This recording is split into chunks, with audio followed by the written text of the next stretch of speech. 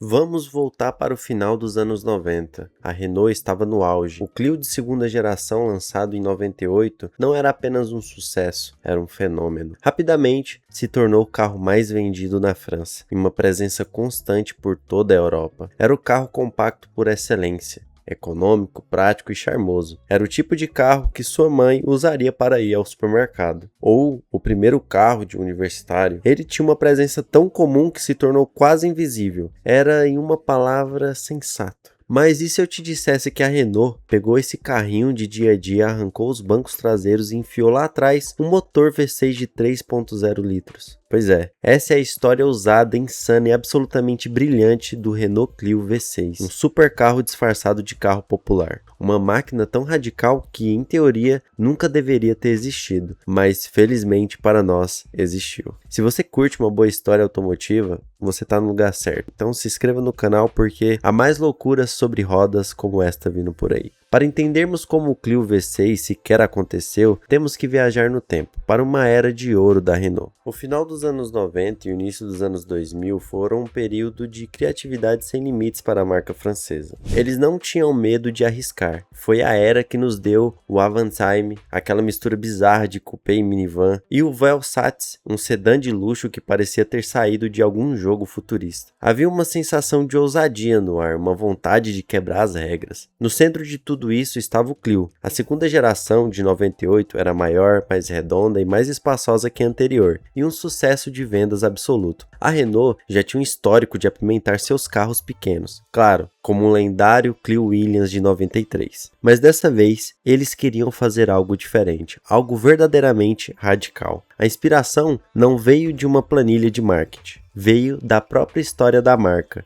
de um monstro dos anos 80, o Renault 5 Turbo. Assim como o Clio V6, o R5 Turbo era um carro urbano, modesto, que foi brutalmente transformado em uma máquina de rally com motor central e tração traseira. Era um ícone, um herói que provou que a engenharia mais louca podia capturar a imaginação do público. E a Renault Sport olhou para o Clio e viu a oportunidade de reviver essa herança gloriosa. A ideia ganhou forma para o Salão do Automóvel de Paris em 98. Apenas 7 meses após o lançamento do Clio 2, a Renault queria dar um soco na mesa. O plano era simples em sua loucura: pegar um motor V6 de 3.0 litros do seu sedã de luxo, o Laguna, e colocar ele onde deveria estar os bancos traseiros de um Clio. O resultado foi o Clio V6 Concept. Quando foi revelado em Paris, o público foi à loucura. O carro parecia um Clio que andou tomando anabolizantes na academia. Um Clio bombado, vamos assim dizer. Tinha caixas de roda absurdamente alargadas, entradas de ar laterais avantajadas e uma postura tão agressiva que parecia pronto para devorar qualquer estrada. A mecânica era pura fantasia de entusiasta, motor V6, tração traseira e um chassi totalmente redesenhado. Era para ser só um exercício de estilo, um carro conceito. Mas a reação foi tão esmagadora, a procura foi tão instantânea que a Renault percebeu que não tinha outra escolha. E que escolha difícil, não é mesmo? Eles decidiram então que tinham que construir esse monstro. A decisão estava tomada. O Clio V6 iria mesmo para a produção. Transformar um protótipo selvagem em um carro de produção é uma tarefa gigantesca. E a Renault sabia que não poderia fazer isso sozinha. Para dar vida ao Clio V6, recorreram a uma das empresas de engenharia mais respeitadas do mundo, a Tom Walkinshaw Racing, ou TWR. A TWR tinha um currículo impressionante, com experiência em tudo, desde a Fórmula 1 a carros de turismo. A produção foi montada nas instalações da TWR na Suécia. As carrocerias em branco dos Clio saíam da França, e era lá que a cirurgia radical começava. O processo de conversão era brutal. O Clio V6 compartilhava muito pouco com o carro de onde vinham. Os engenheiros da TWR cortavam o assoalho traseiro e construíam um subchassi do zero para abrigar o motor e a nova suspensão. O motor V6, retirado do Laguna, foi adaptado para sua nova casa, logo ali atrás do motorista. Para aguentar a potência, foi instalado um câmbio manual de 6 velocidades feito sob medida e freios Brembo enormes. Claro que tudo isso teve um custo, o peso. O Clio V6 fase 1 pesava cerca de 1.355 kg, quase 300 kg a mais que o Clio 172 Cup. Mas, com 230 cavalos e 300 de torque empurrando as rodas traseiras, a performance era extremamente emocionante. Ele fazia de 0 a 100 em 6,4 segundos e atingia os 235 km. Números bons, mas que não contam a história toda. A verdadeira história do Fase 1 está em sua digeribilidade. A combinação de uma distância entre eixos com o motor pesado montado lá atrás resultou em um carro notoriamente arisco. Ele era imprevisível ali no limite, o que significa que a traseira podia escapar sem qualquer aviso. Era um carro que exigia respeito absoluto e mãos experientes para ser pilotado, ganhando a reputação de difícil, traiçoeiro e nada amigável, tanto entre jornalistas quanto donos. A praticidade, como se pode imaginar, foi jogada pela janela. O espaço dos bancos traseiros era agora um compartimento de motor quente e barulhento. O porta-malas desapareceu, substituído por um pequeno espaço na frente com apenas 67 litros, mal suficiente para uma mochila, e o raio de giro era cômico, com 13 metros, transformando uma manobra simples em um exercício de paciência. Mas, apesar de todas as suas falhas, o Clio V6 Fase 1 era viciante. A experiência era dominada pelo som, com o V6 respirando e gritando centímetros atrás da sua cabeça. Cada acelerada era um evento especial. O ronco do motor era uma trilha sonora constante que transformava cada viagem em uma ocasião especial. Era um carro de corrida para a estrada, com todas as emoções e perigos que isso implica.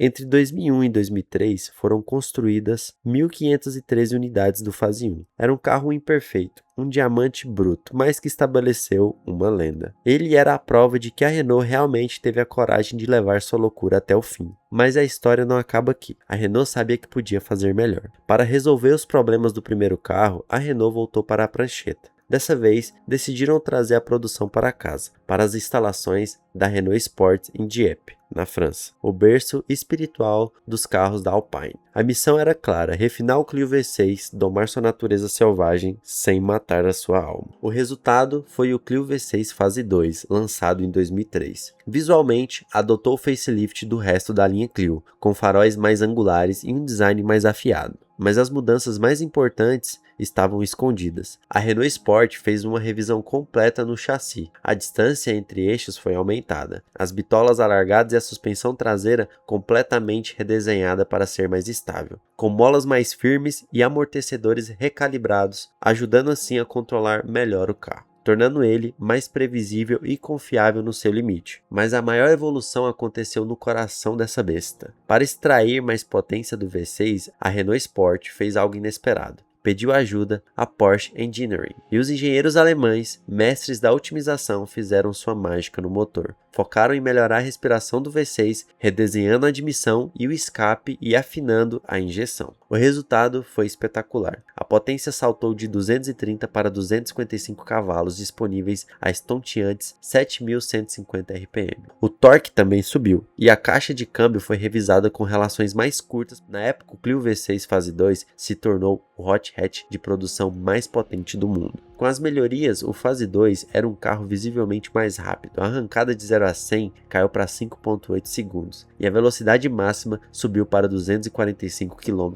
por hora. Mas mais importante que os números, o carro era muito mais civilizado e recompensador de dirigir. A direção nervosa do Fase 1 deu lugar a uma sensação de estabilidade que inspirava muito mais confiança. Já não parecia que estava constantemente tentando te jogar para fora da estrada. Ele deixou de ser uma marreta bruta e se tornou um bisturi preciso e mais rápido. Claro, o peso também aumentou, para cerca de 1.400 kg, mas a potência extra compensava isso. Ele continuava a ser um carro exigente, sem qualquer ajuda eletrônica, mas agora era um desafio justo, não um jogo de roleta russa. Mas a experiência continuava a ser dominada pelo som glorioso do V6, agora ainda mais agudo e viciante à medida que subia de rotação.